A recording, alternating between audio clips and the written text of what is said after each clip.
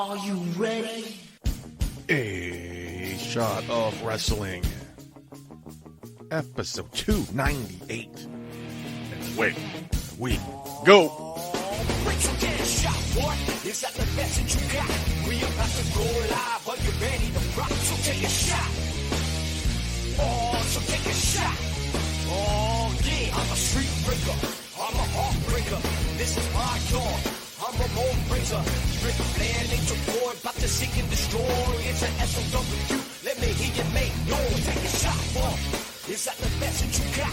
We about to go live. Are you ready to rock? So take a shot.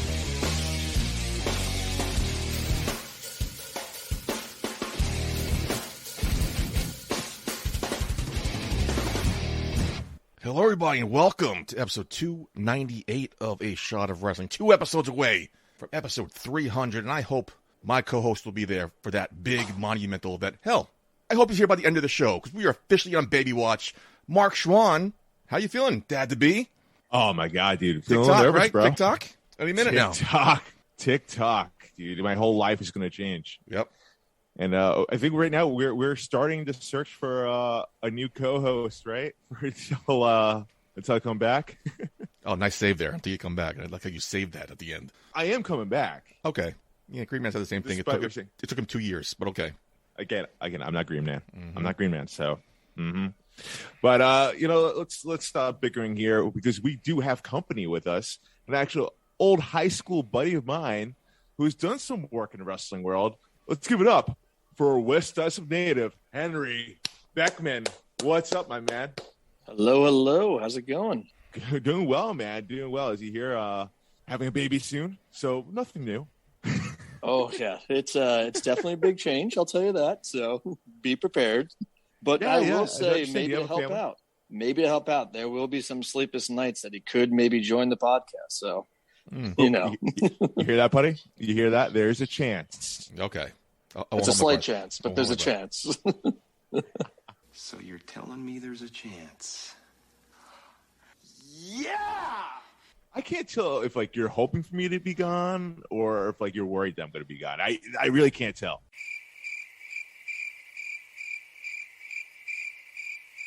Henry Beckman. So you knew Mark Schwann in college, huh? High school. Before that. High school, eh? Before that, middle school, right? Middle school, really? Yep. Yeah. Weren't we supposed to meet at the flagpole 3:00 one of those days, and it just didn't happen? Nah, I wouldn't do that to you, or you wouldn't do that to me. We were on good terms with each other, so. Oh man, it was probably before or after Swan song. I don't know, but yeah. We'll get into that another point. Henry, thank you for joining us, dude. So I had no idea about this. You until you were messaging me, you were part of you said you had some sort of part in WWE and AEW stagehand, was it? Yes. So I'm in part of 2 venues, or it's mainly locals. So there's local one, which is for majority of the New York. Primarily, if we're talking about arenas, we're talking about Madison Square Garden and the new UBS Arena. There's also Local 4, which is part of mainly the Barclays Center.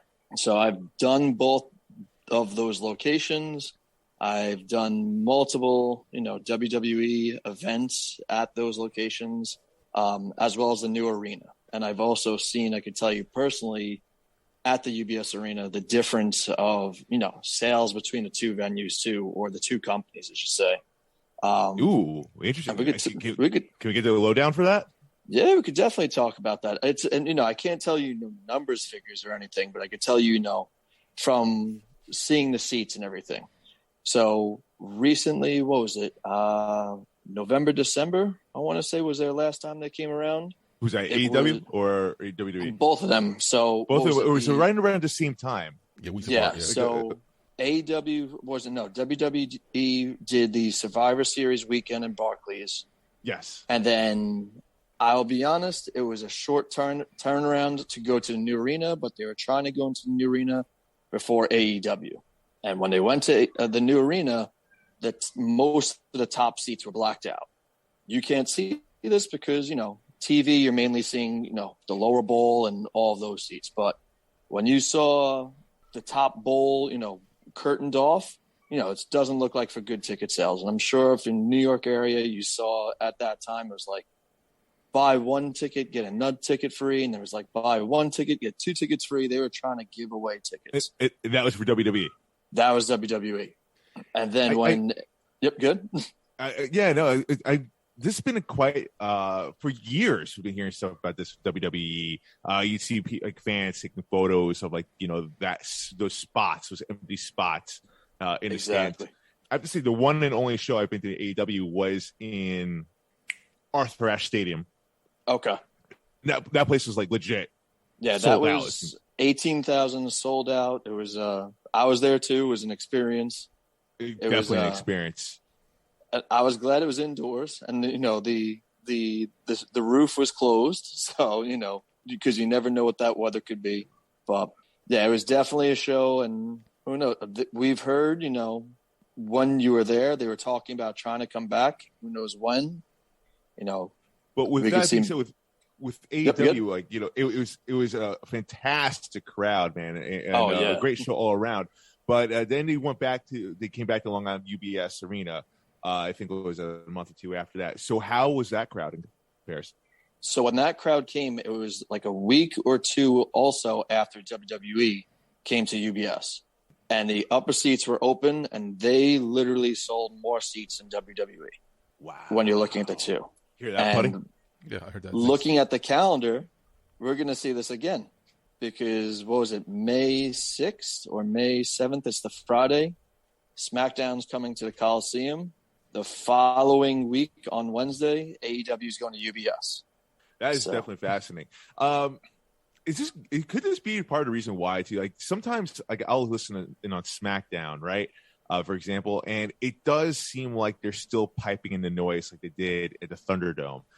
Is that part of the reason why? Because they're not packing out the seats. I could tell you this, not even WWE. When I actually bought tickets for AEW and I sat in UBS, and I've also bought tickets and sat in for WWE. When you sit there live, the entrance music isn't that loud. Like the microphone could be louder. And what they're doing is, they're trying to sell towards a TV audience. Like when we were at Arthur Ashe, that stuff was pumping. It was like, oh yeah, it does, a rock concert pretty much. Like, they pumped amazing. that volume for that arena. Yeah. So, but yeah, their primary audience is TV. So they're looking to get their direct feed to, get that stuff out there. And, it's still an experience for being in the crowd, but their main number one sell is, how it sounds on TV. So for those that, don't really know like the industry that well, or terms like you said you were a stagehand for WWE and AEW. What does that exactly entail? Like, what was your responsibility doing that? So it depends on what department and role that you're in. I can tell you for a WWE day, it's brutal. Like it's a brutal day. The people that are hanging stuff up in the in the roof or the beams, they're coming in at 6 a.m. Sometimes 5 sounds about right. 5 a.m. Yep, to set it up, and they're pulling stuff up. And by 8 o'clock, most of the motors are hung, and everybody's there by 8 a.m. And we will go from 8 to 4 p.m. setting up everything, whether it be the monitors, now the video screens. Now it's a huge video screen. I will tell you, pre-pandemic, the worst thing for SmackDown was those, silver things on the ramp where it looked like, they were like coming out like that 3D thing. Yeah. Oh, I know what you're talking about. Those things weighed a ton and they were a pain to set up. And the most ultimate pain to set up for WWE, the WrestleMania sign. Yeah, I can imagine that one. Yes, that's surprising. That whole WrestleMania sign is one tractor trailer for itself. That's how big it is. When you saw it go on fire, was it the other month? Was it Royal Rumble? Yeah. what was your immediate reaction to that? More than likely, there was a cut with the cable, a short with a cable, something like that. It was like, okay, yeah, it's something that's temporary. It's a temporary fixture for like 2 months. It's not like one of the main staples, part of like the stage, the speakers, anything like that. So there's a good chance for it to possibly happen. So what's the experience like working with WWE versus AEW? Is it pretty much the same thing, or is it a different type of environment? I can tell you for AEW, some of the, however you want to call it, the tour guys, the roadies, whatever you want to call them, they're on the more newer side because, when they first started, it was pandemic. They were in Jacksonville. And, once it finally came out, like they started touring, and they're getting used to things. WWE is a well-oiled machine. A lot of the times, the guys that are in charge are either, it's like split crews. People that work majority of the year will leave and work summer concerts with artists. And then the guys that, work during the summer are, year-round, going around with concerts and stuff. And most of them are country too. So like the head sound guy for majority of the year, he works with Luke Bryan. He's the head guy for Luke Bryan. And, when it comes summertime, Luke comes calling. He leaves WWE. He's gone. He goes and does Luke Bryan. And once he's done, he comes back to WWE. So it sounds kind of similar to, I've worked quite a few different sets before. Law and Order, Blue Bloods, they're a well-oiled machine. They've been in business for a long time. So exactly. The crew, they know what they're doing. But then come the offseason, they'll work on like these indie projects or whatever. And then, you have like some of the newer shows. It's a fresh crew. Exactly. And it's not as well run. Like, dude, I've been on some Netflix shows where you'd be surprised it was a Netflix show. I'll tell you that. Yeah. And I'll be honest, New York's an animal. It is. Compared to, other states, everyone knows what they're doing. They want to know what's next and they want to get it done. But yeah, I'll speak from the Barclays versus UBS, specifically WWE. I don't know if you've heard about it, but in the Barclays, they have a $1 million turntable where tractor trailers, drive in on the street. They drive into elevators. There's 2 elevators. It gets lowered down. They drive out on this turntable, and the turntable turns, and then the tractor trailer backs into its spot.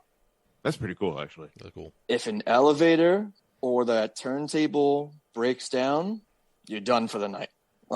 Because you're talking about WWE. They have easily 18 to 22 tractor trailers. That thing breaks down, you're there till, a long time. But a normal breakdown of the show of WWE will start at, 11:15, 11:30 if there's, an aftermatch, whatever the case may be. In Brooklyn, you're easily getting out at 5 a.m. Wow. Always wanted to know that. It's crazy. That's rough. Yeah. So if you're doing, setting up and breaking it down, a normal person, you're starting at 8, you're done at 4. You have to be back for 11 o'clock at night, and you're there till 5 a.m. That is rough. Yes. That is a rough time. I thought I had it bad sometimes. So shit, man. That ain't nothing. I was going to say, the wrestlers come in early too. They're there 12, 1 o'clock, and, they have to be there till the end of the show. So it just changes. So with talent, though, I mean, it's a lot of hurry up and wait. In any type of setting, it's just you have to be here at a certain time, and then next, your call time, exactly, your real time, to be ready is not till hours. So some guys are used to it.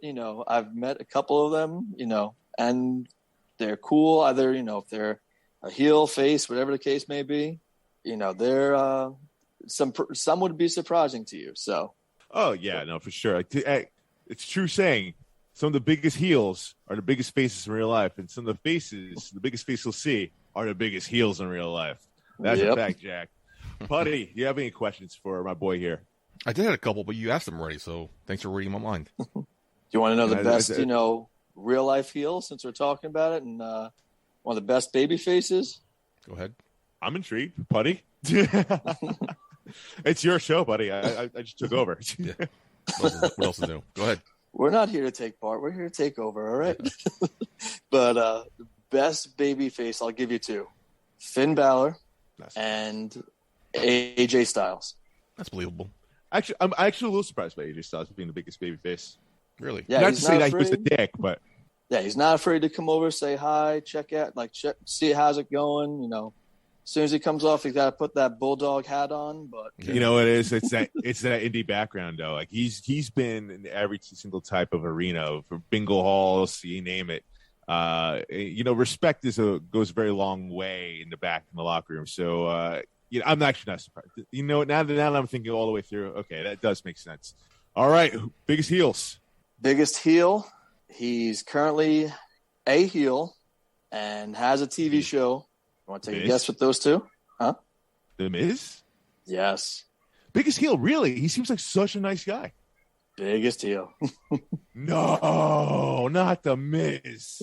To the Miz, yep. What happened? He's just like, I guess because, he's been in WWE so long, he's like, I'm here, whatever, we're putting in the hours to put on the show for him. And he's just like, excuse me, don't look at me. I'm like, I'm sorry, I don't care about you. It's fine. He said, don't look at me? Yeah. That's great. Damn. That's great. I love it. Wow. I'm really surprised by that one. Yeah. Oh, wow. Oh, you gotta live the heel lifestyle, my friend. You gotta live the heel's lifestyle. It's perfect. He's living his character. It's great. Oh, yeah. Heel persona comes off as a natural persona, fam. I expect MJF to be the same way. So they're living their character off screen, which is MJF is a super nice guy. Is he? I am. Yeah, shocked. I've heard about MJF actually. I met him a couple times and he's been a dick. Maybe it's just me. Well, that's just probably persona, whatever. But buddy, you just got that face though, man. I instantly turn to a dick when I see you. In fact, I got a great story about the last UBS show with MJF. What's that? So quickly, he came out with his Plainview jacket. Yes. His varsity football jacket. Yes. And a couple of guys are standing there. He's like who are these real wrestlers? He's like you don't look like a wrestler to me. He's like, excuse me. He's like you're 5'8", with regular street clothes on. You don't look like a wrestler. And he got so mad about it. He's like, it just got him going. And then all of a sudden, when he went out there and, Belmont, he was super pumped because it was his crowd. But it was like, he had to turn the other way. Dude, man. Yeah, that was one hell of a promo. I'll never forget that one. But Henry, thank you so much for sharing your experience with us. Yeah, anytime. With that, man, after you kind of stunned me there about the Miz, I think time to go into what's trending. Mark, now please, is my time to take back my control of the show, please. Mark, what's trending this week? All right. So Tony Khan has been making a lot of waves on the Twitterverse again. Ringside News at Ringside News _. Tony Khan has a massive announcement in store for fans next week on AEW Dynamite. Do you think he's figured out what it is yet? Nice play on over there. There's a lot of speculation of what this announcement could be. And Melissa at MelissaX1125. Tony Khan has a huge announcement next Wednesday. Last time was the ROH deal. What's next? Streaming? Question mark.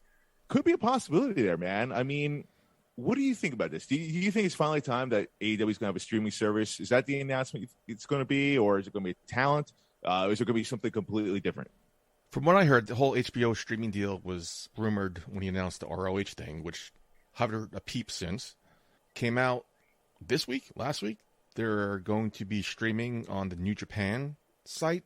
They're going to be streaming together. Right. So there's a streaming deal in place. If that's his announcement, it's been leaked, it's going to be a disappointment. From what I heard, it might be a co-show with New Japan, like a show. I'm like, okay, right. that'd be cool. But like, he's a huge announcement every other week. Exactly. People get hyped up with these announcements when they hear Tony Khan amp this up. I mean, he's almost kind of became sound like a carny at this point. I hate to say it, and I'm a Tony Khan guy. People were speculating: is this a signing? Is it a signing? Is it Bray Wyatt finally? Is it someone else? Or is it going to be a streaming deal, which I think people are clamoring for? I myself would be pretty jazzed up about that. But no, it does seem to be that if this is true, it could be some sort of show here with New Japan and AEW, which would be cool, but that's not necessarily, the announcement that people would love. Henry, what do you think about this? Is Tony Khan overdoing this with this huge announcements pretty much every week? I don't want to be Keith Lee again. Okay. Don't be like a huge announcement, Keith Lee, and then all of a sudden, we all heard, got in contact with Jay White on a Sunday to hopefully have him show up. I want to give another idea, which, maybe entice me, but still not huge announcement. Get rid of Rampage and give us a 2-hour Ring of Honor show on the main network. Ooh, Putty, what do you think about that idea? Do you think that would be enough to make some waves? It would, but do you want 2 huge announcements back-to-back about Ring of Honor? I mean, Ring of Honor is a big deal. No, I'm not saying it's not, but I'm saying back-to-back will be Ring of Honor stuff. I think the AEW fans want to hear about AEW. Ring of Honor, I'm not opposed to getting rid of Rampage. To me, it's the Sunday Night Heat of AEW. It's not, though. It's not the Sunday Night Heat. It's coming. It's becoming that. It wasn't eventually. I thought that would be when it first started out, but they did a great job. The match tonight? They did a great job of not making it like that. What about the match with Hangman and Adam Cole? That was a sick match. It was live, right? It was live. Yeah, great. But when Rampage is live, it's fine. When it's pre-taped after AEW, like everyone knows it's just fucking Sunday Night Heat. It is. But when they do it live, it's great. When they do it live, the big things happen, and that's what you want. If big things are going to happen on Rampage, make it live. So would it be any different than if ROH, for example, was pre-taped? If they just changed it to AEW Rampage to ROH, it's all pre-taped. Would that make a difference at all? It would be the same old crap. Do you think then maybe they should just continue going forth? 7 o'clock Fridays for an hour, and it's live? Good question. I don't know. We'll see how the numbers pull in. Because it's 7 o'clock. I forgot it was on tonight at 7 o'clock. I didn't see it tonight. It was 7:45. I was watching something else. I saw my light on my DVR on. Like, what the fuck am I recording at 7 o'clock? Oh, shit, Rampage is on. And tomorrow, on Battle of the Belts, you got Gresham versus Dalton Castle for the Ring of Honor. Which is okay. So, good point, Henry. I think with the talent there with ROH, they do have to have something to do with ROH. They do have to have their own standalone show. I mean, they have. This is probably the biggest budget ROH has ever had in their lives. They probably even imagined of with the Tony Khan's payroll. So I don't know. I really hope that the announcement isn't this, this crossover show, if you will. I don't think that's enough to make people hyped. At this point, Tony Khan's going to start looking like the boy who cried wolf. It's not a talent signing because all the big talent signings have been. It's definitely not a talent. Magically appearing, and I think it's better that way. It's not a talent signing. That's for sure. Yeah. Moving on here, though, we're going to find out Wednesday what Tony Khan's announcement is going to be. Alexa Bliss was trending quite a bit. People love Alexa Bliss. Let's put that out there. And it seems like WWE might be on that wave as well. According to WrestlePurist at WrestlePurist, for Raw, the top female babyfaces are currently listed as Bianca Belair, Alexa Bliss, and Rhea Ripley in that order. On the heel side, Becky Lynch, Carmella, and Zelina are cited as the top heels. That's according to PW Insider. It was the quoted source from there. Some fans definitely took some note here. Tom Collahue, I think I have that name right, at Collahue. Alexa Bliss is due back shortly, and after a wedding in which she was treated like an absolute superstar, don't expect the WWE to be treating her any different. Alexa Bliss, I have to say, man, whenever she's on the show, she always gets a pop. If you notice what happened on Raw when Sonya Deville was just going through a list of names of potential opponents for Bianca Belair, the only one that really got the pop was when Alexa Bliss was mentioned. I feel like she's been utilized poorly here at WWE. What do you think is in store for her? I mean, is she really the number 2 face, or do you think she could surpass Bianca Belair as number 1? She's number 2. With the way they're pushing Bianca Belair to the moon, she's champion. The whole company's behind her. She's definitely number 1 babyface. Alexa Bliss, again, I think I said this a couple months ago on the show. I do not know what the point of those therapy sessions were to bring her back for the Elimination Chamber and her to disappear. These vignettes could be airing now while she's on her honeymoon, and she comes back. Boom, Alexa Bliss. I feel like we got that start and stop. Like, oh, now do we get vignettes again? Does she magically appear? Based on those vignettes, she definitely was portrayed as a face, and she was definitely getting face reactions with her partnership with Bray Wyatt, if you will. So I'm not surprised. Oh, totally, but she's number 2. If you look at that Elimination Chamber match, though, when it was the final 2 was Alexa Bliss and Bianca Belair, though, it was a split crowd. Yeah, of course, because those are the top 2 females, face females anyway, in the on the Raw roster, if not the entire company. So That's why I'm thinking like, and plus Bianca, Alexa Bliss is. I mean, when we last looked at the numbers, the merch numbers, she was by far the best-selling merch pusher on the roster, in the current roster. I don't know if you watched I don't call it real quick. The pre-shows, the 2-hour pre-shows of WrestleMania. Randomly, they would throw to Matt Camp in the crowd, and there was at least 2, maybe 3 girls with the Lily doll. So the Lily doll is still a hot seller to the day. I'm like, so time out. Actually, Putty, I just realized something. You asked me for my address the other day for show. Yeah. You didn't get my daughter a Lily doll, did you? I have to ask. Why would I spoil the surprise? You got her a Lily doll. Do you honestly really want to know? No, I'll find out. I was going to get her the Lily doll, but it was too expensive. So I got it on clearance. They were selling the Charlie doll, the Charlotte Flair doll. So I got her that. I knew it was along. I'm not completely wrong then. Because it was on clearance. It was like $5. I'm like, Mark Schwann wouldn't spend money on me, so let me spend the little amount. I have spent money on you, douche.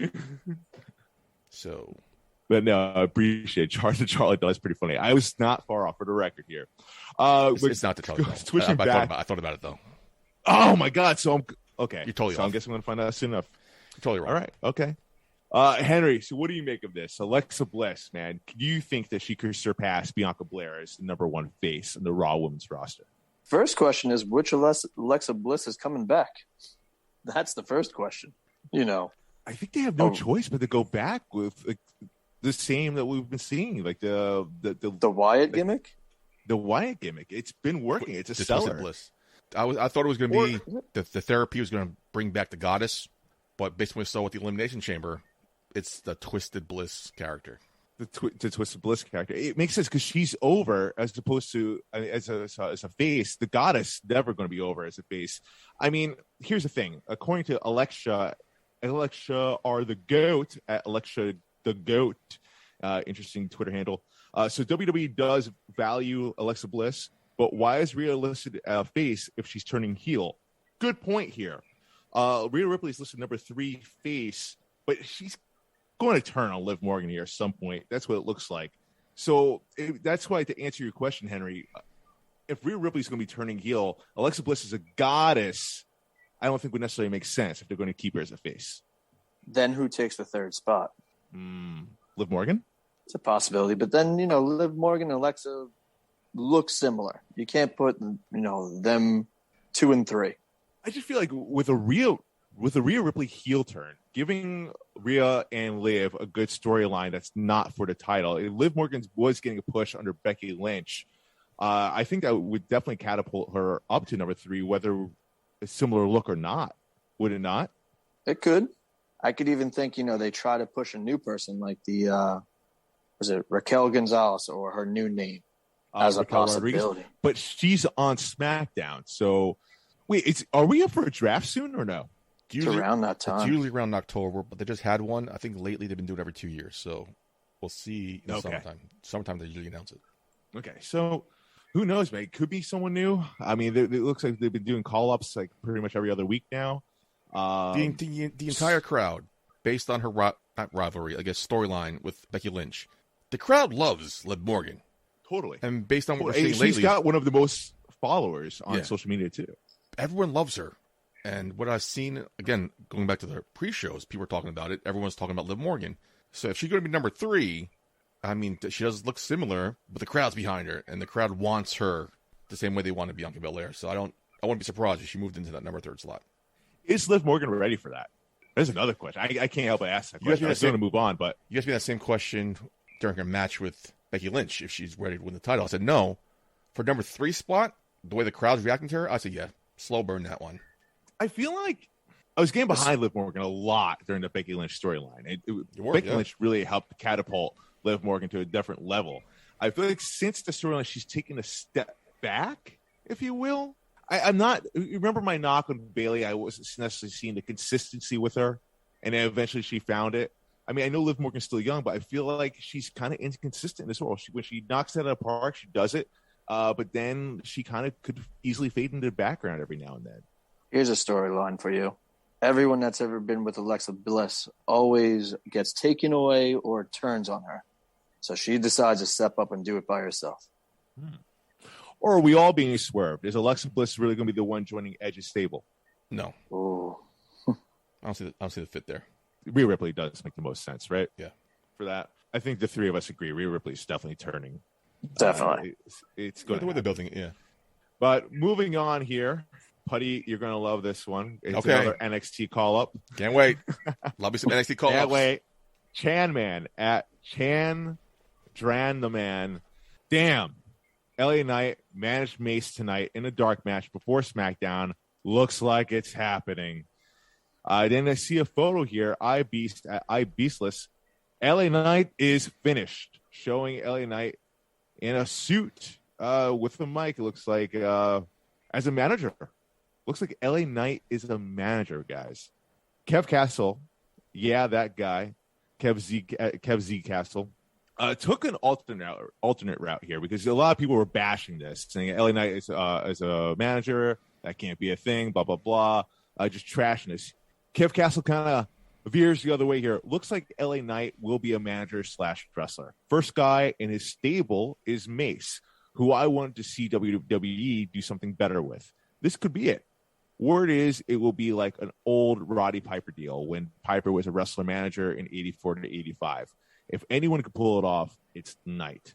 Putty, I'm going to start with you, man. I want to hear what you have to think. What you have to say about this because I know you're an LA Knight guy. I know you're an NXT guy, and I know you're a WWE guy through and through. What do you make of this? LA Knight as a manager for Mace. That is going to be his official call up here in WWE. Do you have any napkins to wipe up the tears of these fucking haters?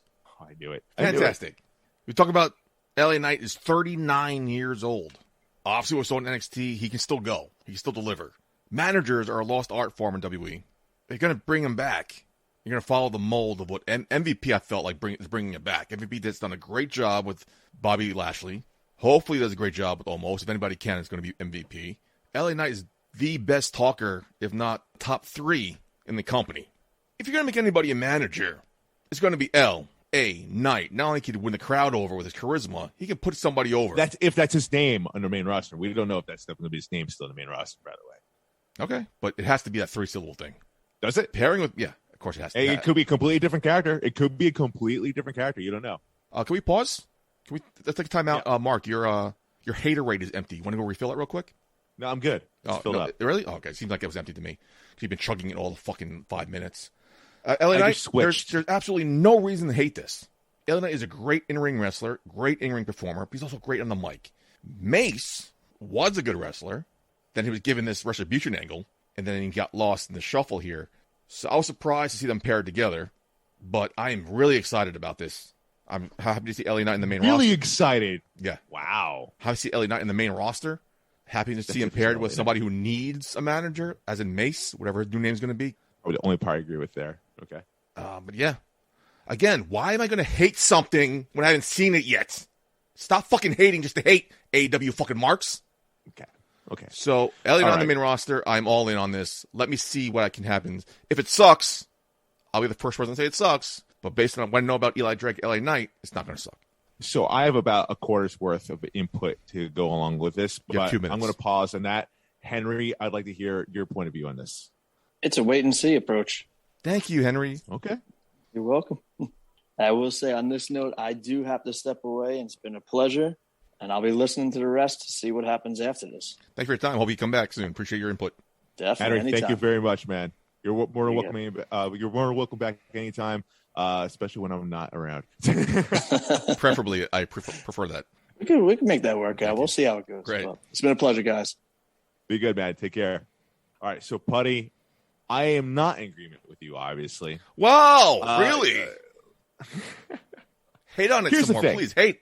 Feed me your hate. The one thing I agree with you on is the fact that if Mace is going to be called up, Mace is already called up, but I guess he's just being repackaged in a way.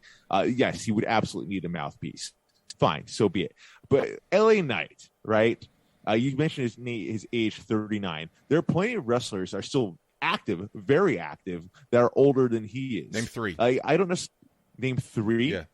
Bobby Roode. Okay. Dolph Ziggler. Okay. Randy Orton. Great. Well established in the main roster. LA Knight's not. Fine. So be it. But LA Knight has proven that he's still go.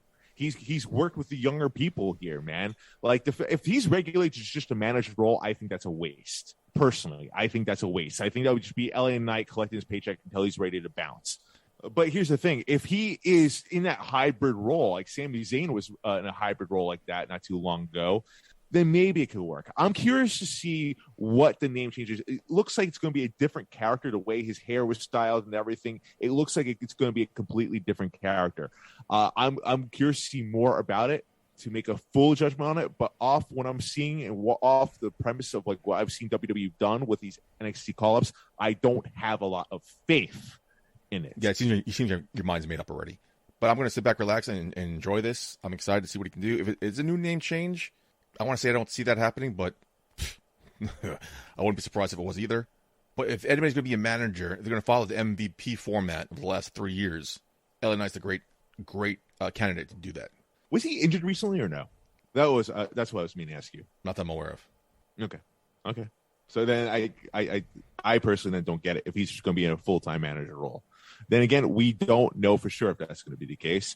If it is, I really think it would be a waste because I think he's shown that he's got more gas left in the tank. All right, great. I'm not going to argue with you because I'm going to waste my breath. Your feelings seem hurt. No, I'm not. I'm excited about this. I just know whatever I say, you're going to hate on it. There you go, chugging your haterade some more. So let's. And again, this is not me being an AW Mark. I was just criticizing Tony Mark. I was criticizing. You did a great job last week with Ruthless Lala. I hear you're back with a new edition of Hollywood's Corner. Yes, buddy. I have this week Canada's only drag queen wrestler. Ladies and gentlemen, give it up for Alice Starr. Alice, how you doing? Hey, a different look. Thank you. Yeah. No, this was me. I spent a lot of time on this. I thought probably this is like 4 hours of maybe 5 hours getting myself ready. I wanted to look perfect for you. So here I am. Wait, that took 5 hours to do? No, I'm kidding. No. If I want to look a bit more pretty, I usually have it around 2 hours now. A little less depending on if it's urgent, but no, definitely not 5 hours. That would probably not be worth it. You never know. I mean, listen, I'm an actor myself, so I go through quite a bit of wardrobe and makeup myself. So at the end of the day, it could be worth it. All right, so I want to dive in here. So you're Canada's only drag queen wrestler. Does that... I mean, you advertise that clearly on Instagram, so that's something you must be proud of. Does that play into your mindset at all? It's like when you're out there into the wrestling world, is there been any more sense? Are you trying to inspire others? Like, what's the whole setup here? Yeah, I mean, that's a great question. And the way I like to answer it is that I'm not setting out to do anything other than entertain myself and other people. I don't particularly have an agenda. I think that's a preconceived notion that I'm coming out and I'm, LGBTQ issues, this and that. Now, don't get me wrong. Those are things that are very near and dear to my heart, but that's not what I'm doing when I'm out there. I want to make sure that I'm entertaining people, and at the core, that's what I'm doing. And I want to do moving forward. So if people get inspired by what I'm doing, that's amazing. And I'm really proud that I was able to do something like that. But otherwise, at the end of the day, if someone leaves the show that I'm working and they remember and they had a good time, that's all I wanted. Dude, now, I mean, when you say like you're the only one, I mean, especially with you're not necessarily the only drag queen out there in the world, especially in Canada. Does that hold like any weight at all for you as a performer, being the only one? Maybe if I thought about it more. Maybe if I thought about no pressure, sorry. You awakened something in me. No, in all honesty, I don't know if I feel that much pressure, because a lot of the time I'm more so just trying to navigate the wrestling world as such a hyper feminine character and a character that hasn't particularly been seen in the wrestling world to the extent that I'm doing it, at least particularly in Canada. A lot of people pull back like Goldust, and there's a lot of other wrestlers that are very close, Cassandra in Mexico. But for me, I don't think that it puts any pressure on me to be some sort of figurehead of drag wrestling or anything like that. At the end of the day, like I said, I just want to entertain. And if other drag queens like what I'm doing and fans like what I'm doing, that's cool with me. If they don't, then you're getting left behind, because this is what I'm doing anyways. No, I love it. I absolutely respect it. It sounds like, just from talking to you right now, I mean, you just want to perform. You're a performer. That's it. That's how you view yourself as. And anything else is, I guess, a little bit extra. Yeah, exactly. No, for me, I actually have a background in entertaining. So I toured in a rock and roll band for 4 years. I grew up being a musician. I love performing. Even generations in my family, we got people on both sides of my family in vaudeville. And people that don't know what vaudeville is, it's essentially like a traveling sideshow act of sorts where you get actors. And for me, my great whatever it was a juggler. And we have his old juggling sticks and some of the old vaudeville posters. And on the other side, a violinist.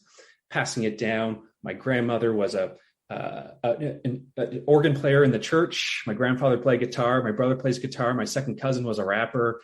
I just feel like it's in my blood a little bit. Not particularly destiny, because I don't really believe in that. But I think there's something that I feel very like there's something that connects me to entertaining for sure.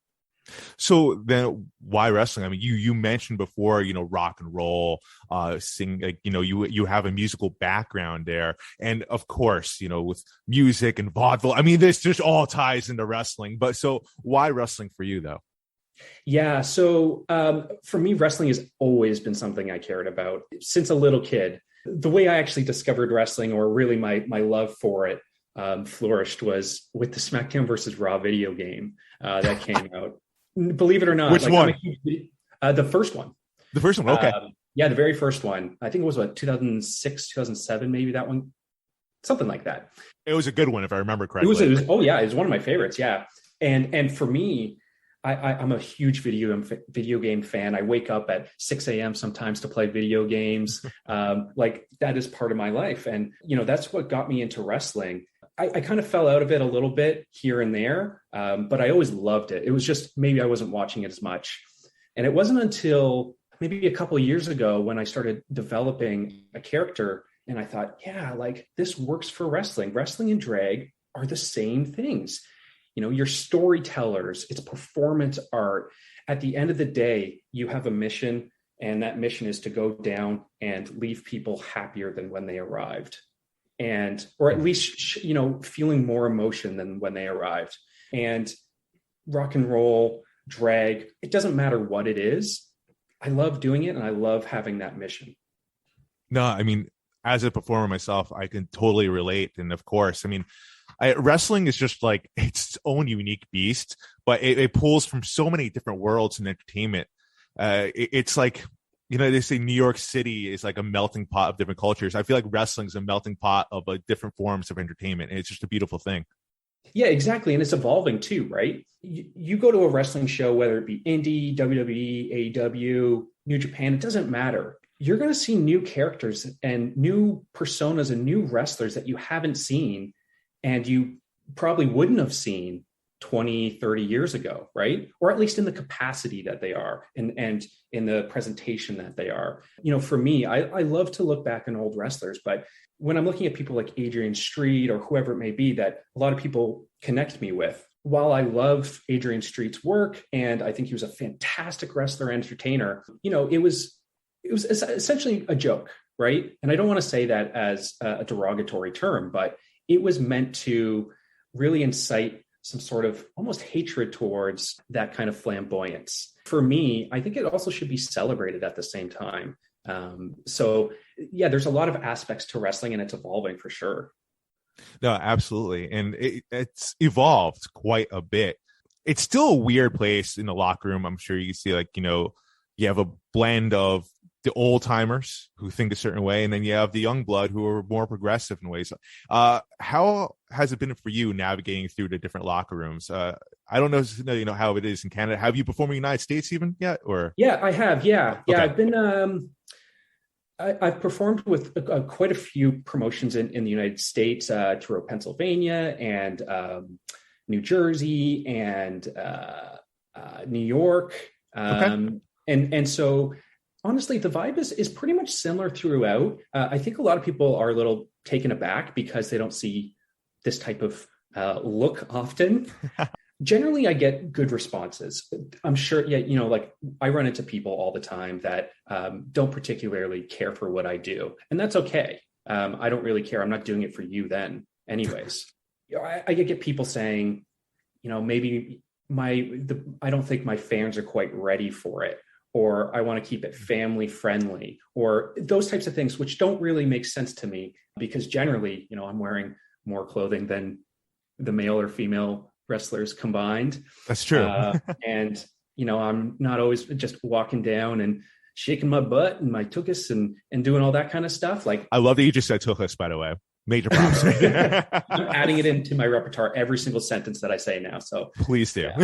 Yeah, I'm gonna try and get everybody on the edge of their seat, right on the back of their tuchus, and Pop. But no, honestly, you get all types of people and types of reactions. But for me, I just try to be me, and if people don't care for it, that's cool. And when people love it, those are the people I gravitate towards. No, absolutely. I mean, again, we have different promotions out here, especially in the States that I know of. Actually, you're my first Canadian guest. Actually, wow, I just noted that right now. I love the honor. But yeah, I mean, there are different promotions that are more progressive than others, for sure, that are more welcoming to the LGBTQ community, plus community, excuse me. How is there any difference between Canada as far as the crowd and the locker room there, as far as like them welcoming open arms, as opposed to the United States, or has it been about the same? Honestly, I think it's about the same. I haven't, I'll choose my words wisely. I haven't particularly gone into the South of America, not South America, but, southern states, right. Where, I'd imagine that my experience is going to be a little bit different. And that's nothing against the people in the southern states. I'm sure they're completely lovely, and it's going to be, I'm going to be welcomed with open arms by a lot of people. But at the same time, it's just going to change a little bit region to region. But overall, I think people gravitate towards drag in a lot of ways. Even though they don't really know what drag is, they do. They've seen Bugs Bunny in drag. They've seen Dame Edna. They've seen, they know what drag is. And at the end of the day, it doesn't matter where you're from. It's almost always entertaining. I mean, in the early days of entertainment, you look at Shakespeare, even like women weren't allowed to act at that point. So you had essentially drag performers then. Yeah, drag has been, it's seeped into everything that you can think of. Of course, there's musicians that perform in drag. It doesn't matter where, but drag is just such a universal thing. And it's just becoming more and more mainstream because people are finally understanding it. I want to fully agree with you. At the same time, I do know personally different people that would say no. I mean, you just look here in the United States. I don't know how closely you follow the news of the United States, but you have, as you mentioned before, about southern states, that are placing laws against the LGBTQ plus community, especially with cross-gender performers. Athletes, if you will. Sure. Yeah. I mean, trans athletes that's a hot subject for sure. And I'm not going to put my 2 cents in because, it's going to be a whole long discussion about that.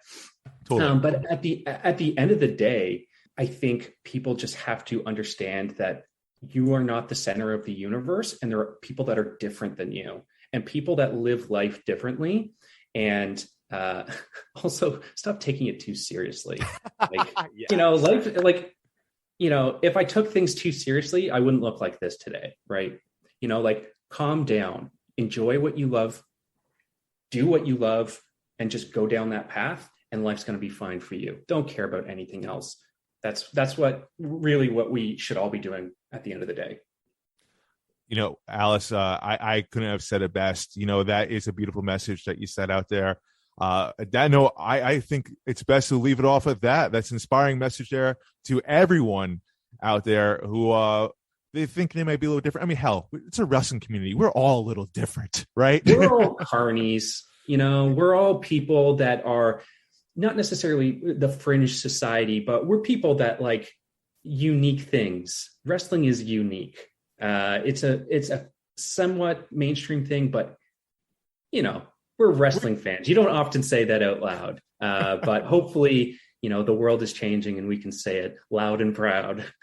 Amen to that. Well, Alistair, thank you so much for dropping by for Shot of Wrestling. Do you have any promotions coming up at all?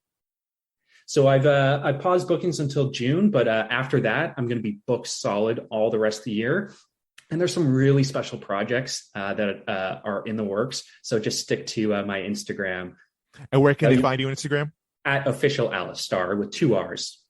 Beautiful. Once again, Alistair, it was lovely having you. Thank you so much for stopping by. We hope to have you again soon. In the meantime, let's get to TV Takedown. It's time for this week's TV Takedown. And thank you again to Alistair, my first Canadian on the show, man. No way, eh? First Canadian, first drag queen on the show for me to interview. Hopefully not the last. Hopefully not the last. Alistair, more than welcome to come back. Can't wait to see what she does as she comes back to the States over the summer. You missed the biggest question, though. What's that? How did she spell Canada? I knew I missed something. You had to ask Canadians how they spell Canada, because the answer should be C-A-N-A-D-A.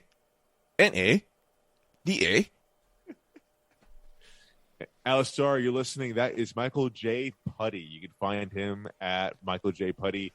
Kick his ass. I'd love to see it. Me too. Anywho, Putty, we're here for TV Takedown. I'm going to let you start off, man. I know I usually start off. I want to hear what you got to say about this week. Again, this is much love, respect to you. Love you like a brother. Yeah. It's my show. Shut the fuck up. I'm going to start the show off. I'm going to start off this week. I have several things to talk about, but encompassing the entire week, I thought it was a great week. Surprisingly, for the last several years, we've talked about the lack of emphasis on tag teams in WWE. This week has been a great week for tag teams, building up to this great unification match between RK Bro and the Usos. Usos, again, no secret, my favorite tag team. They had a great build on Raw, leading to the Usos against my second favorite tag team, Street Profits. Great tag team match for the main event of Raw. The crowd was really into this match. Several This Is Awesome chants. These guys work very well together. We saw that a year or two ago on SmackDown. I mentioned it earlier. Usos, Street Profits, great tag team match. That was following RK Bro against Chad Gable and Otis, the Alpha Academy. Following up the next night, the main event in NXT was a tag team gauntlet match to crown the new NXT tag team champions. Creed Brothers lasted almost 30 minutes. Went from number 1 to the last match. Very impressive showing by them. Obviously, the people at NXT are huge on the Creed Brothers. They're pushing them to the moon. And pretty deadly. A team I don't know much about from NXT UK. Won the titles, I should say, on their very first match in NXT. That's a huge push for them. Then we saw tonight, SmackDown opened with a big promo leading up to this match. I'm looking forward to this match in WrestleMania Backlash. Again, give RK Bro against the Usos to unify the tag teams. I think the tide's turning with tag teams in WWE. So yeah, I mean, hey, I'm not going to disagree here. WWE is putting more of an emphasis on tag teams than we're used to seeing from WWE. So great job on that. Tag team wrestling, listen, when it's done right, it's a beautiful thing. And you can tell stories of tag team wrestling as we're seeing here. But, you were touching on something with the unification of the titles. RK Bro versus the Usos, I think that's going to be a spectacular match. They're definitely building this to be – seems like they're building this to possibly be the main event, actually, for WrestleMania Backlash. So what's going on here? So we have Roman Reigns. It looks like he's taking time off, definitely to heal up the shoulder. So they unified the belts here for the World Heavyweight Championship and the Universal Championship. They're going to unify the belts here for the Tag Team Championship. Are we going to see then a unification then of the United States and Intercontinental Championship? What's going on here, Putty? I thought about that. I hope not, because you had the WWE Universal Championship, you have the Tag Team Championships, similar look, Intercontinental Championship and the U.S. Championship. very different, distinct looks. Very, very historic, distinct histories. And then what about the women's championships? I don't think you can unify those. The women's championship. You don't think so? I don't think you can unify them yet, based on what you just did with the main titles and the tag team titles. I don't see them unifying them. Again, the women's roster is kind of. What is the purpose of unifying the titles? Right? Is it just storyline for the bloodline, or is this more of a business decision to kind of combine rosters of you, or to just like, hey, listen, we got rid of a lot of talent here. It doesn't necessarily make sense to have all these championships. Are we just condensing championships to have them mean more and have them on both rosters? Like what? That's what I'm curious to see. Like what's going on here from WWE? What do you think? No, that's an or question. Yeah. From what I read this week, they don't even know. From what I read this week, they're not sure what the main event picture is going to be. Is Roman Reigns going to defend the title on both shows? Is Roman Reigns going to defend each title on each own show? Right now, they don't even know, allegedly. And this tag team title picture is just a Band-Aid, not only for the heel Roman Reigns, but for them to make up their minds. Again, I could be totally wrong. A lot of wrestling reports we read online are wrong. But this one seems to make sense. So, again, I've been talking about it like a week or two ago. I'm curious what the future holds for them.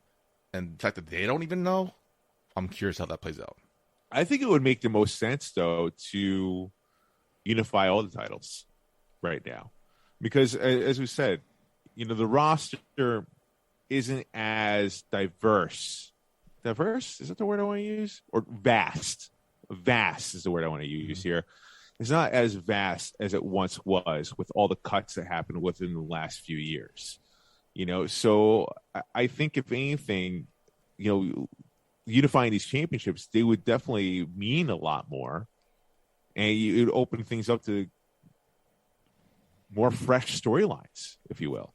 Again, I'm opposed to unifying the main titles because, again, I think it takes away all from of them. I think it takes away from a lot of other people. Talked about a lot of time in the past. I'm not going to go into that again. But the tag team titles, I felt Raw has done a great job kind of rebuilding, reestablishing their tag team division, something SmackDown has not done. I look up online the SmackDown roster to find out tag teams. It's going to be the Usos, Los Lotharios, and Cricket Noises. But on Raw, they did a good job building that, and not only building it, but making it a main focal point. And I mentioned a couple weeks ago, it was the main event of Raw for like 3-4 weeks in a row. So unifying the tag team titles, Randy Orton. Oh yeah, absolutely. So unifying the tag team titles, I'm not opposed to, at least until they built them some sort of depth to that roster. But I think they got to do the same with the women's division. Honestly, I mean, we were just looking before at what's trending to see, like, who the top face and top heels are for the brand, and we're only talking about 6 women here, pretty much. Yeah, so that means on Raw. So that means like Carmella, Zelina Vega, Doudrop will never crack into the main event title picture because it's so dense with Charlotte, Becky Lynch, Bayley when she returns, Sasha Banks, Alexa Bliss when she returns, Alexa Bliss, and then you got Bianca Belair. It's going to be those 6 women battling for the title. And you mean you have 2 titles, so like you condense it to one, it opens things up a lot more. No, it makes it worse because then no one's going to get. It makes it worse. Yeah, because then you have 2 women. Now you have Bianca Belair and Charlotte Flair. If it's only one title, only one woman gets to be champion, and only those 6 women are going to battle it out, which means the mid-tier character, which means the mid roster doesn't get a chance to break through to the main event picture. Again, calls for the last 6 years, give me a mid-card title, please. Give us a mid-card title. I mean, and it also does free up the tag team division for the women. And like, and not for nothing, like we were just talking about before, how cool it would be to see Rhea Ripley versus Liv Morgan, and a nice fresh storyline without any title championship at stake here. Let's have the women compete more than once in a show for more than just like the women's championship or the women's tag team championship. Let them have storylines. Let them develop into something here. It should be just the best of the best, and I think the women are hungrier than the guys for the most part. So just because there's one championship doesn't necessarily mean it's going to be worse. I think, if anything, it could, again, freshen things up as far as other storylines and see who really is going to rise to the top there. Mark, we talked about all night. I think we're disagreeing here. Let's move on. What's your takedown this week? So I'm torn between two, really. The whole Wardlow and MJF storyline is intriguing me a lot. The past couple of weeks, we all understand that Wardlow is not under AEW contract; he's under MJF's contract, and we have seen Wardlow tearing up the locker room, and creating quite a bit of mayhem, and causing some trouble for MJF's life and Sean Spears. Well, yeah, Sean Dean is benefiting from this, of course. But put respect on his name. It's Captain Sean. Captain. Excuse me, I will stand corrected. Captain Sean Dean. Dude, Wardlow, they are building up to be a huge deal for AEW, aren't they? That's what I'm looking forward to see here, to see exactly what comes next to the storyline of how we're going to get to. I mean, of course, we're going to eventually get to Wardlow versus MJF. Yeah. It has to happen. And we all kind of projected that was going to be the next storyline, the next big storyline here for MJF after moving on from CM Punk. The writings were on the wall there. Dude, like, what is MJF's? Oh, I'm sorry, not MJF. What is Wardlow's ceiling here? He could be AEW's Batista in my eyes. What do you think about that? Again, that's twice now. You mentioned a couple weeks ago. Please do not besmirch the name of the soon-to-be Hall of Famer Batista by comparing him to Wardlow. Yet, I feel like Wardlow is on that trajectory, and this is a great storyline here. One of the main storylines I'm invested in. They're doing a great job. Slow burn because they just had their pay-per-view. This is a pay-per-view quality match that should wait a little bit. Wait 2 months for the next pay-per-view because this is a pay-per-view quality match, if not main event worthy. Yeah, I feel like there's a lot of different ways you can go here with it. Of course, we ended off the shot in a segment of like Wardlow tearing down the camera saying, release me. Yeah. Then you get MJF giving him a match. So he has a match against, I don't remember offhand. Eventually he's going to go through Sean Spears as well. So like, dude, like MJF, man, like, of course he's the guy in AEW for sure. Wardlow is the surprise, I think. Wardlow, like, when I first looked at him, I was like, all right, he's just another big guy, another bodyguard type, another like B character, if you will. Yeah, of course. But this is all like, kudos to whoever came up with this storyline. And it's not like a new storyline. We've seen something like this happen before. We've seen it with Diesel. We've seen it with Batista. Seen it with everybody. We've even seen it with Sid Vicious. Like, it works. It's wrestling 101. When done right. Yeah. And like they're building Wardlow up to be like, a breakout guy here in AEW. This is his breakout year, I think. It has to be. Yeah, of course. So far, so good. And again, it's going to be a slow burn to this match because, again, this is a pay-per-view quality match. They only have 4 pay-per-views a year. So we have some time to kill. And so far, it's been a good pace. Another thing I was talking about is former AEW stars now in WWE's Cody Rhodes going against Seth Rollins in a rematch at WrestleMania Backlash. They stole the show together the first time at WrestleMania. Great chemistry there. I'm looking forward to see how they top that, or if they could even top that. They can. Can't wait. Yeah, you think they can? I don't necessarily know how, but at least now we're getting more of a storyline going into it. Is Seth Rollins losing his heel status? I feel like he's getting more cheers lately. Yeah, because he's awesome. The outfits, the character itself, his promos, everyone's just loving him. It doesn't help or hurt, depending on your point of view, that the audience sings along to his theme songs, and when the song's over, he orchestrates the audience to sing along. So I'm not sure if that helps or hurts him, but he is a heel here. I mean, remember when Randy Orton was such a good heel? Yeah.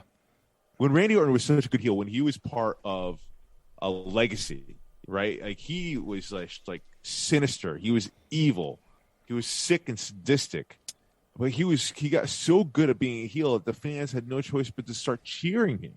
And then eventually he turned on Legacy and became a face, which is something we weren't really seeing happening there. Yeah. We didn't see that could happen at that point because he was just so evil. I'm starting to see the similar vibe here with Seth Rollins, if you will. I mean, like, again, like, this is probably the most sick and sadistic version we've seen of Seth Rollins, but the fans are eating it up. They're cheering him. They're getting behind him. Did you remember? Is this inevitable at this point right now? Do you not remember when he took out Rey Mysterio's eye? Right. maybe that's next in line. The crowd's behind him, but don't turn him face just because of crowd reaction. If you turn him face, I think the crowd will turn on him again. Just keep things status quo. He's doing a great job. Crowd's enjoying it. Let's see where it goes. I'm with you. I hate when WWE does that because they did that with Randy Orton. If they kept Randy Orton the same during that run while the fans were cheering him, like they're kind of like the same type of character, it would have worked. But then he started like turning into like, I don't know, a smiling Randy Orton, a happy Randy Orton, which didn't necessarily work at that point. And it doesn't seem like he was too into it. If they keep Seth Rollins the same throughout, but as a face, that could work. We shall see what does that mean for Cody Rhodes? Yeah, will the fans turn to Cody Rhodes again? Man. It'll be interesting to see. I'm pumped for the match show itself. It doesn't matter what the characters are going to be, man. They have just amazing chemistry in that ring. If they could somehow top what they did at WrestleMania, man, like, I think they we're can. all in for a treat. But, yeah, that's all I have for TV Takedown, Putty. So let me wrap things up real quick. We record the show on Fridays. We post on Sundays. So this will be the last time you hear my voice before Impact's Rebellion pay-per-view. Overall, for the last couple weeks, I think they've done a great job building up to this pay-per-view. The card looks stacked. They're building up to it very nicely. Last edition with WrestleMania weekend, Taya Valkyrie returning to challenge Deonna Purrazzo, which in and of itself was a great match. I think it was its anniversary. Now we're going to see that again. Part 2. They had a great promos against Moose. Great promos with Josh Alexander. Impact, great job building towards this pay-per-view. The second major pay-per-view of the year. The next Saturday. Can't wait. Impact's just killing it right now. Yeah, I mean, Impact has been on the rise for the last few years now. I love the roster that they have right now, man. Yeah. It's just nothing but A-list talent all around that doesn't necessarily get their shine. It's like the equivalent of like a young NFL team that has this surprisingly good record. You look at the talent, it's not necessarily like, you know, an all-star talent on there, but it's just a bunch of like really good players that are on the rise and are going to be something special. I love especially their women's roster. I think it's just fantastic. It might help the fact that, like, you know, we know some of them from the indie level, and we've seen them, you know, firsthand what they can do, and seeing them escalate that and on TV is dope. But even the guys, man, the guys that, like, you know, that we don't know or we've gotten to know different channels, getting their second chances there, they're doing a great job. Mark, we could be here all night. Let's get in some go-home thoughts. What do you have for me? No baby yet, right? Your wife's good? Water's still intact? So far, so good. It's pretty much, we're pretty much at the point like it's going to be any day now. So, don't know how much going out I'm going to be doing. It's going to be a very interesting time. But well, you said that. That's why we went out Tuesday. This past Tuesday, Ping's Karaoke, hosted by AJ Pan. Now I think I can say our guiding light. Might be the last hurrah for you as a single man. Not a single man. A babyless father, I should say. Yeah, I guess that's the term. I feel like there's a better term for it. It sounds weird saying that. I think it's a more correct term, but whatever. Like not a father? No. Yeah, but technically you are. Anyway, we had a good time Tuesday. Pink's hosted by AJ Pan. If you're free on Tuesday nights, 8 to 12, head out to the Lower East Side. AJ Pan puts on a great show. Another event that I want to mention here, I won't be able to make it attendance for, but I recommend you should. It'll be Titan Championship Wrestling will be hosting Blunt Force Trauma in New Jersey. It's going to be a really great show there. My boy Rick Recon will be fighting. And also they will be working in collaboration with BCW as the BCW Women's Champion. Ruthless Lala will be defending the gold for the first time against Luscious Latasha. That should be a stellar match. Looking forward to it. Looking forward to see it on YouTube. Putty, what are your thoughts? Well, what are your go-home thoughts? I think we talked about it ever since you debuted in the show. You're big into storytelling. Totally. You've gone on and on about your thoughts and perspective about storytelling. Mm-hmm. Well, this past week, I feel like is a masterclass on things you should listen to. Ooh, okay. Eric Bischoff was on After the Bell podcast with Corey Graves. It was 43 minutes. So if you have time, I know you're a busy man now with the baby on the way, but there's a good chunk of that podcast episode that they talked about storytelling, and hearing Eric Bischoff talk about the meaning and purpose of storytelling, well worth a listen to. Check that out. Today I got home from work. I had some time to kill. We got out of work a little early because of the holiday. I decided to check out Broken Skull Sessions with Bubba Ray Dudley. Nice. when I heard he was on, I'm like, oh, that's somebody I want to listen to because I want to hear his perspective on his TNA career. Again, buddy, huge into storytelling. And just to hear him tell his point of view is something I think you would appreciate. So definitely check out Bubba Ray Dudley on Broken Skull Sessions. Totally. It's not that long. It's an hour and a half. I know your time's limited. I could probably split that up. Yeah. Speaking of storytelling, something I got behind as well. My wife got involved into it too, watching WWE Evil on Peacock. Started streaming, I think, 3 or 4 episodes I saw. Both of us very much into it, man. Getting following the character and the evolution of these characters and the psychological aspect to it, how they took on these characters and what they did. Was very compelling, dude. It was very interesting, especially if you're a storyteller, entertainer. Yeah, you don't even have to be a wrestling fan. Like my wife, again, I say all the time, like she hates wrestling. Yeah. But she found this aspect very intriguing. They even had Dr. Phil talking about it, like the psychological aspect of like why people gravitate towards the bad guys. It's pretty cool. Again, storytelling, character development 101, and just following the successful people on what made them tick. I find all those things fascinating. Check it out on Peacock. WWE Evil, produced and narrated by John Cena. I think it got renewed for season 2, so I'm looking forward to what other characters they tell the story about. That's good because there were a few, I was thinking of, oh, this would be a good one, but I didn't see their name on the list. It's like, okay, cool. So there's season 2. That's awesome. Marcus, where can people find you on social medias? Again, as if you don't know by now, but you can find me on yourfavoriteactor.com. All my social media links are on there. You can also find Shot of Wrestling on there. You can find my interviews that I've had on there as well. Yeah, guys, you can find Shot of Wrestling all forms of social media. Like, subscribe, rate us, please, for the love of God. We definitely could use it. If you want to see us keep on going, if you want to see us evolve in different ways, we always look to find ways to switch up the show. Let us know. Let us know what you think. Are we getting stale? Do you want to switch up some segments here? Give us your thoughts. We're curious. March 1 has been a pleasure, buddy. As always. Yeah, I hope to see you next week. I can't wait to see what you got my baby here. Best of luck to you and your wife. And again, hope to see you next week. Hopefully, dude. And to our loyal listeners, if I am not back next week, that means my baby is born. That doesn't necessarily mean it's goodbye. It is. It's fine. See you soon. So for Hollywood, Mark Schwann, for Alice Starr, and your good friend Henry Beckman, I've been your host at Mug J Putty. Until next week, putty up. Hey baby, I hear the bell ringing, hip tosses and body slams. Oh my.